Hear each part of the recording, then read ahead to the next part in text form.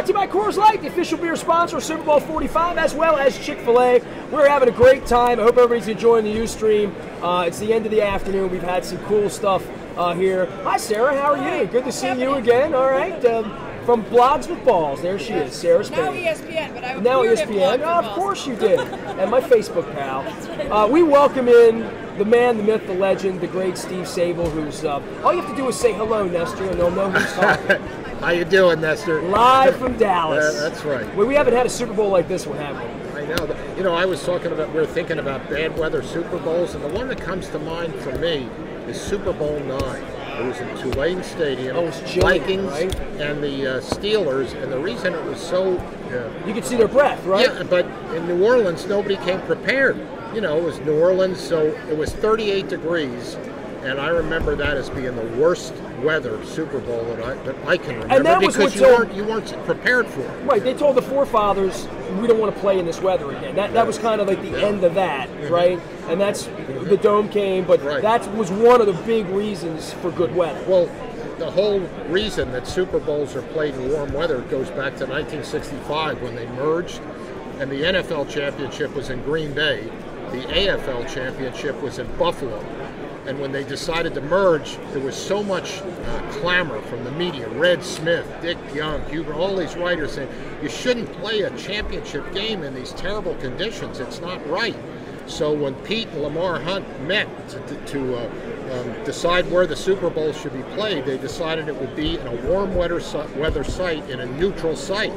If those NFL and AFL championship games were played in LA or with the Chargers in San Diego, the Super Bowl might be played in alternate home sites the way the NFL championship is.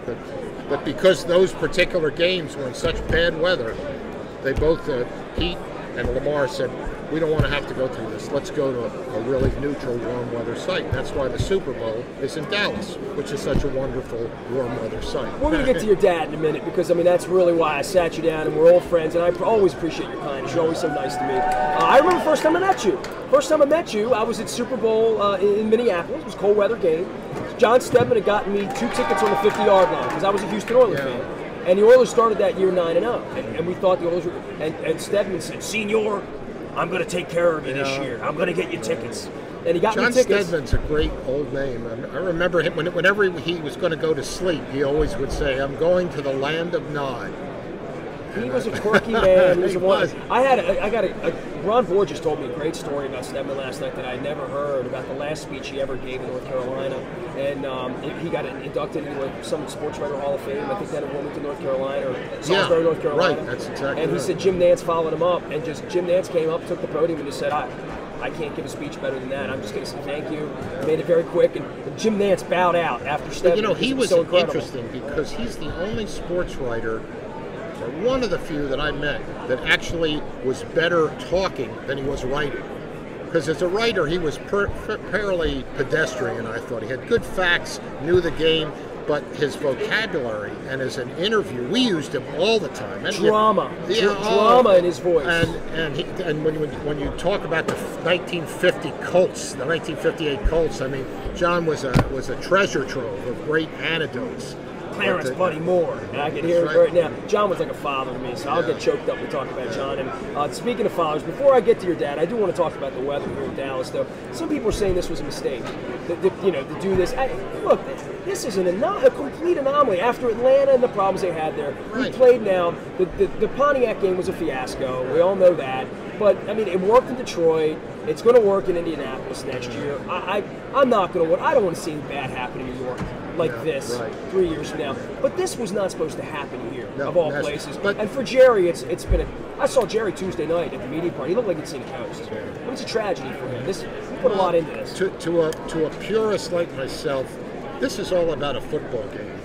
And the weather is inconveniencing everybody with the parties and everything going on. But really, they're going to play indoors in a beautiful stadium on Sunday, and everything else is immaterial. Really. All right, I'm more of a purist. I haven't been to a Super Bowl party since 1982.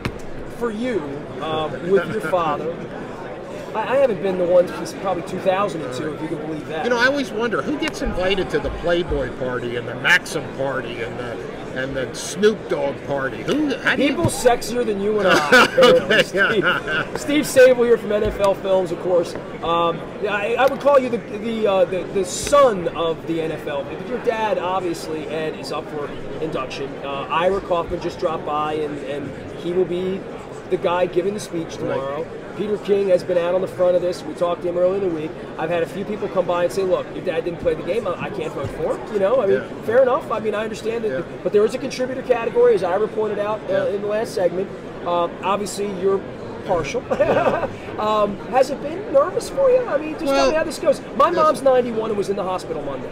My wife put my mother in the hospital Monday. Really? She's 91. She got discharged Tuesday. That's good. She's fine. She's okay. She's going to be Chick-fil-A with me next Thursday. Handing out sandwiches. But your dad's 94? Yes. So we have a very similar experience with aging of our parents. My dad's gone, and your dad's still here. Yeah. And tell me how this is going for you. When this came up, it causes you to reflect on your life and your father and his accomplishments. And I was talking to my dad the other night, and he's thrilled to be in the 15th finalist. How's he doing? Is he good? He's 90, as I said, 94. His wits are intact. His mind's solid. He has a little trouble walking, but other than that, he's fine. But when you think of an honor like this, you think back of your whole life. And I was telling my dad, and we were thinking about this. When he was 19 years old, he broke the world record for the 100-meter freestyle. He broke Johnny Weissmuller's record. He's in the Swimming Hall of Fame. He enlisted in the Army. He landed on Utah Beach on D-Day +5. He served under General Patton at the Battle of the Bulge, the Hurtgen Forest, St. Lo. So there's a lot to be proud of for my father. And to be considered for the Hall of Fame and founding a film company that what we wanted to do was create an image for the sport, preserve the history of the sport, and celebrate the sport. And now for like a month, in a way, the game has been celebrating my dad. So it's been a great, great month. No matter what happens tomorrow, just the recognition he's got as a finalist has been great. I've talked to so many players on the eve, because a lot of players do this beauty. I mean, I've known you for 20 years, right. You know what I mean? And the time I met you, I should finish up the Steadman story, was I went into the stadium so early because we had driven across the country to go to the game, and I was a fan. And the Oilers didn't make it. It was the Bills and the Redskins, and I hate the Redskins. So I went out there, did the party thing, had a good time, and I went to the stadium, and I turned around into the press box, because in Minneapolis, the press box sits right above the stands. And I saw you. You know, I'm just a sports writer kid from Baltimore, and I turned around, I'm like, hey, you're Steve Sabol. You shook my hand in the press box. That's the first time I ever met you. And then next thing I know, I'm doing shows in your building, your Baltimore. That's you know right. what I mean? That's right. And 20 years later, you were so kind, you sat down off the air, video camera caught it, and you said, we're all friends. And I just thought, that's such a nice thing to say. But, you know, these players come here, and they do the beauty tour, and they're very emotional about it. They want to get it. And it's almost like that call when the draft day. Who are you with? Where are you going to be tomorrow? What are you going to be doing tomorrow? You know, I don't know yet. You know, I'm probably going to. My dad's in Arizona.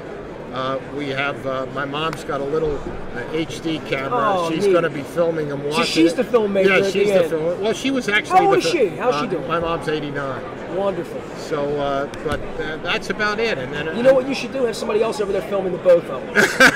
That's really what you should do. Well, that's a shared award. I have a feeling your mom's a giver to put up with Dad, right? I know. But anything my dad ever wanted to do, my mother always said, Ed, whatever makes you happy. It's a good little thing for all wives. Could say, whatever, honey, whatever makes you happy. And vice versa. So where are you going to be tomorrow? Well, and when's the witching hour happen? Right around noon, right? They come out? No, it's well, it'll be 6 o'clock this time. But I have a tradition of every Super Bowl. I just go by myself and I go to a Cineplex and I just watch 3 movies. I go from one movie to another, and a bunch of movies I haven't seen. I might see the King's Speech again. You really don't like the hullabaloo around the Super Bowl, do you? And then I have room service. But tomorrow, I haven't decided what I'm going to do yet. I obviously at 6 o'clock I'll be watching it on television somewhere to hear the announcement. But do you wish you were with your dad? Do you wish you were out there, or if you were here? Yeah, if you knew you were getting in, would you bring him in, or can he travel? No, he can't. He couldn't travel now. He could. I mean, he's just getting over pneumonia. Oh, so that's when my mom was battling a little thing of that he's too. fine now, but he couldn't travel here. He hasn't been to a Super Bowl in probably 20 years. This would be too much. But if he gets in, he'll be there. Believe me, he'll be there in July for the induction. Well, good luck. Well, thank you, Nash. Thanks a lot. Thanks for your visit, man. Okay. You got any look on the game before we say goddbye? Because I mean, you're I'm notoriously a terrible prognosticator. I think with this surface, the Packers are a little bit faster team. I would go with the Packers. What's your dad's greatest contribution? What's the greatest thing your dad did? The greatest thing he did? Because I'm assuming if he gets in, there's going to be a speechwriter, and if it's not you, I'm personally going to feel cheated. Boy, I don't know. The greatest thing that he did, probably serve his country in World War II. Oh, wow. I think so that's not what football. he would say. Not football at all. Well, I think that would be first, and I think football would be second. Thanks for taking time. Okay. You're a great friend to me. Right, and thanks, hey, good luck with your art. Tell me about your art. Yeah. What do you do with your art? Well, we have a show at the Myland Gallery here in Fort Worth for the next week. And we had a VIP, I guess, called opening on Wednesday. Okay. But it's been, I was an art major in college. So this is something that I've been doing for a while. I majored in mixed media. And my mother ran an art gallery in Philadelphia. And I was exposed as a young kid to Robert Rauschenberg, Roy Lichtenstein, Jasper Johns. They would be at our house for dinner. So and some people just think you're a football guy. And so that pop art has been something that's had a great impact on me, and that's what I wanted to do. But NFL Films came along, and I took a little bit of a detour. My thoughts will be with you tomorrow night. Thanks, Esther. All right, Steve Sabol will step out and take a break. It's all brought to you by Coors Light, Super Bowl 45. Great of Steve Sabol to stop by. That was a fun time, fun interview. We'll step out, we'll take a break, we'll come on back. We're live in Dallas. For more, I believe Herschel Walker will be joining us next with Alistair Overeem from Strikeforce. So we'll talk about Renaissance man. Herschel Walker, Olympian, bobsledder, football, and MMA. Back for more in Dallas with Herschel Walker right after this.